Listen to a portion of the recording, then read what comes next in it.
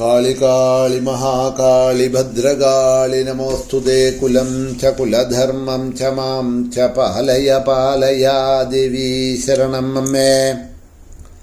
അംഗാരാക്ഷന്റെ പൂമൈ പകുതിയുമുടലിൽ ചേർത്തു തീർത്തൊട്ടുമേവും മംഗല്യാപൂത്തിടമ്പേ കരുണയുടെ കടാക്ഷങ്ങൾ തൻ ശൃംഗമേ നീ.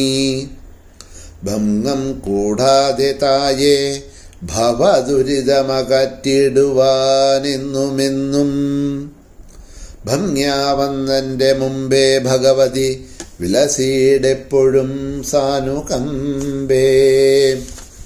ദേവീ ശരണം അമ്മേ.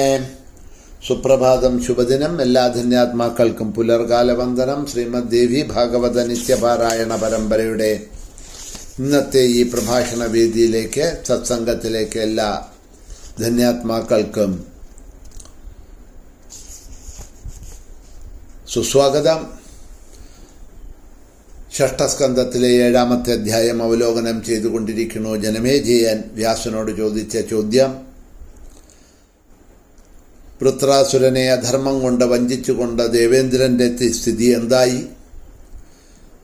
എപ്രകാരത്തിലുള്ള ദുഃഖമാണ് അനുഭവിക്കേണ്ടി വന്നത്? ആ ത്വഷ്ടാവിൻ്റെ ശാപം ദുഃഖമായി എപ്രകാരമാണ് പരിണമിച്ചത് ഇന്ദ്രന്?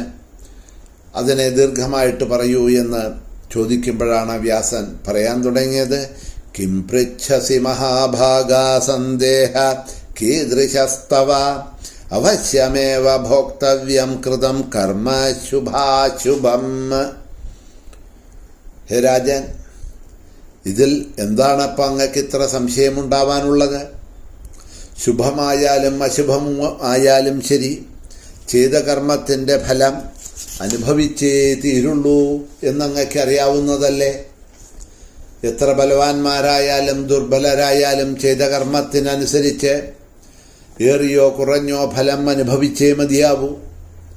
അതിൽ ദേവനെന്നോ മനുഷ്യനെന്നോ അസുരനെന്നോ രാക്ഷസനെന്നോ ഒരു ഭേദവുമില്ല.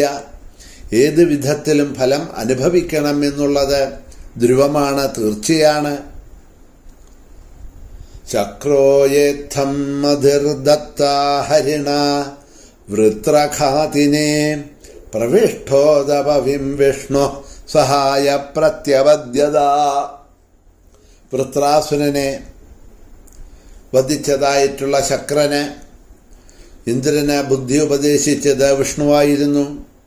വജ്രായുധത്തിൽ കടന്നിരുന്നതുകൊണ്ട് സഹായം ചെയ്തതും ആ വിഷ്ണുവാണ്. ആപത്തിൽ അകപ്പെട്ടപ്പോൾ ഹരി പോലും ഏതെങ്കിലും തരത്തിൽ ഇന്ദ്രനെ സഹായിക്കാൻ എത്തിയില്ല എന്നാണ് ഇവിടെ പറയണത്. സമയം നന്നായിരുന്നാൽ ഈ ലോകത്തിൽ എല്ലാവരും ബന്ധുക്കളും എല്ലാവരും ഉണ്ടായിരിക്കും, അല്ലെങ്കിൽ ആരും നമുക്കുണ്ടാവില്ല എന്നിവിടെ കാണിച്ചു തരണം. നചാത് അഭി നചാപതി സഹായോ ഭൂഹു വാസുദേവ കഥം ജന സമേയ സ്വജന സർവ സംസാരേസ്മിന്നരാധിപ.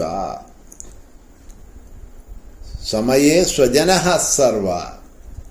എപ്പോഴാണോ നമ്മുടെ കാലം നന്നായിരിക്കുന്നത്, ഭഗവത് അനുഗ്രഹം ഉണ്ടാവുന്നത്, ആ സമയത്ത് സ്വജനങ്ങൾ, ബന്ധുക്കൾ, മിത്രങ്ങളൊക്കെ ഉണ്ടാവും നമ്മുടെ കൂടെ.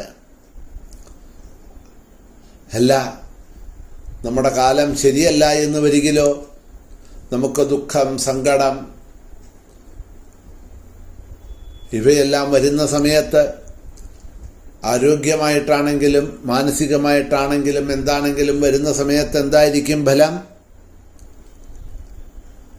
ആരും അപ്പോൾ നമ്മുടെ സഹായത്തിന് ഉണ്ടാവില്ല എന്ന് മനസ്സിലാക്കിക്കൊള്ളൂ എന്ന് പറയുക. വിധി വിപരീതമായാൽ ആരും സഹായത്തിനെത്തുകയില്ല.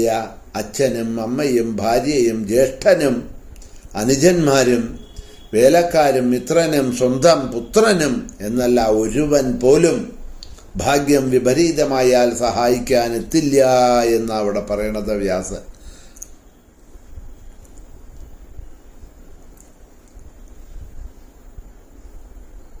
ദ്രവ്യം കാലം ച കർമ്മം ച സ്വഭാവോ ജീവയേവ ജായദനുഗ്രഹത സന്ധി ന സന്ധീയത് ഉപേക്ഷയാ എന്ന് ഭാഗവത മഹാപുരാണത്തിലെ 2-ാമത്തെ സ്കന്ധത്തിലെ 10-ാമത്തെ അധ്യായത്തില് ശ്രീശുകൻ പരീക്ഷത്തിനോട് പറയുന്നുണ്ട്.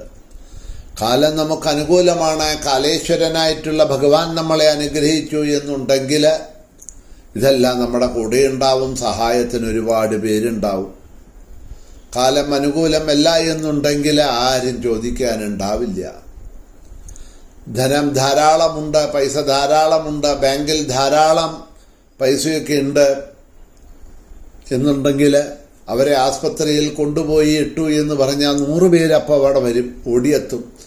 എത്തുന്നവരൊക്കെ ഭാര്യയോട് ചോദിക്കും, എന്തെങ്കിലും ആവശ്യമുണ്ടോ, പൈസ എന്തെങ്കിലും അടയ്ക്കണോ, ഇതാ കൊണ്ടാ വന്നിരിക്കുന്നത്, ഇതാ കയ്യിലുണ്ട്, റെഡി ക്യാഷ് 2 ലക്ഷം കൊണ്ടുവന്നിരിക്കുക, 1 ലക്ഷം കൊണ്ടുവന്നിരിക്കുക, ഇതാ കെട്ടാം, കഷ്ടപ്പെടണ്ട, ഇപ്പോൾ എവിടെയും ഓടണ്ട, സമാധാനമായിട്ടിരിക്കൂ, കെട്ടാം ഇതാ ഞങ്ങൾ എന്ന് പറഞ്ഞിട്ട് വരുന്ന 10 പേരുണ്ടാവും. അവിടെ ഈ 10 പേര് തമ്മിൽ ഞാൻ എന്ന് പറഞ്ഞ് മുന്തി വരും. ഒരാൾ 1 ലക്ഷം എടുത്താൽ മറ്റേയാൾ 2 ലക്ഷം എടുക്കും, മറ്റേയാൾ 3 ലക്ഷം എടുക്കും. അത്രയും തരാം എന്ന് പറഞ്ഞിട്ട് ചിന്തിക്കൂ.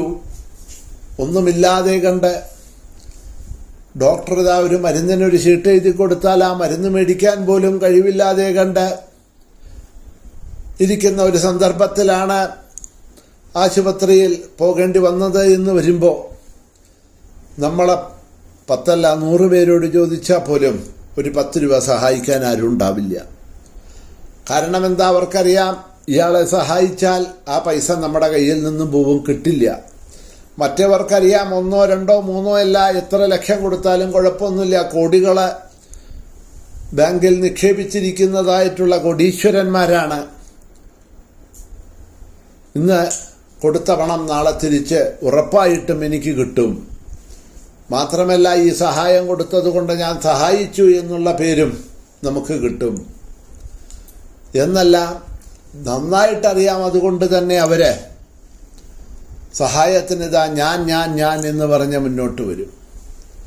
പക്ഷെ ഒന്നുമില്ലാത്ത ഒരു അവസ്ഥ വരുന്ന സമയത്ത് ആരും ഉണ്ടാവില്ല കൂടെ എന്നുള്ളതാണ്. അതാണ് ഇവിടെ വ്യാസനും പറയുന്നത്, ദൈവീ വിമുഖതാം പ്രാപ്തേ ന കോപ്യസ്തി സഹായവാൻ പിതാ മാതാ തഥാ ഭാര്യ ഭ്രാതാ വാദ സഹോദര സേവകാവാഭിമിത്രം വാ പുത്രൈശ്ചൈവ തഥൗരസ പ്രതികൂലേ ഗതേ ദൈവേ ന കോപ്യേതി സഹായതാം. അപ്പോ ഭഗവാന്റെ ദേവിയുടെ അനുഗ്രഹമുണ്ട്, കാലം അനുകൂലമാണ് എന്നുണ്ടെങ്കിൽ ആ അവസ്ഥയിൽ എല്ലാവരും കൂടെ ഉണ്ടാവും. ഇല്ലാത്ത അവസ്ഥയിലോ ആരും ഉണ്ടാവില്ല. കർമ്മം ചെയ്യുന്നവന് തന്നെയാണ് അതിൻ്റെ പുണ്യപാപങ്ങളും അനുഭവിക്കേണ്ടി വരുന്നത്. വൃത്രനെ കൊന്നിട്ട് എല്ലാവരും അവരവരുടെ വഴിക്ക് പോയി. പക്ഷേ ഇപ്പോഴ് അതിൻ്റെ പാപഫലം അനുഭവിക്കേണ്ടി വന്നതാരാണ് എന്ന് ചോദിച്ചാൽ ഈ ഇന്ദ്രനാണ്. കാരണം ഇന്ദ്രനാണ് ശാപം കിട്ടിയത്, സകല ഐശ്വര്യവും നഷ്ടപ്പെട്ടത് എന്ന് പറയുകയാണ്.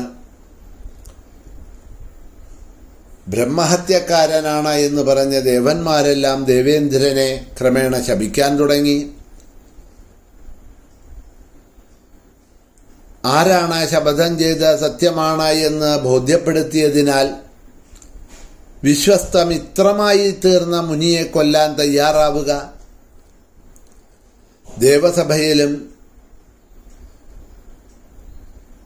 ഗന്ധർവന്മാരെ മുതലായിട്ടുള്ള ദേവഗണങ്ങളെ കൂടുന്ന സ്ഥലത്തും എവിടെയും ദേവേന്ദ്രന്റെ ഈ കഥയെയാണ് ചർച്ച ചെയ്യുക എല്ലാവരും. ഇന്ദ്രൻ എന്ത് കടുങ്കൈയാണ് ചെയ്തത്, എന്ത് അധർമ്മമാണ് ചെയ്തത്, എന്ത് വഞ്ചനയാണ് ചെയ്തത് എന്ന് പരക്കെ ദേവന്മാര് പോലും, മുനികളും ദേവന്മാരും എല്ലാവരും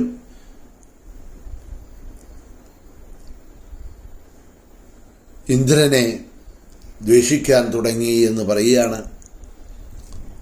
എന്തായാലും ബാക്കി ഭാഗങ്ങളെ സമയം കഴിഞ്ഞതുകൊണ്ട് തുടർന്നു കൊണ്ടുപോകാം. തൽക്കാലം ഇവിടെ തന്നെ നിർത്തുന്നു. ശുഭദിനം നേർന്നുകൊണ്ട് ശ്രീ മഹാദേവ്യൈ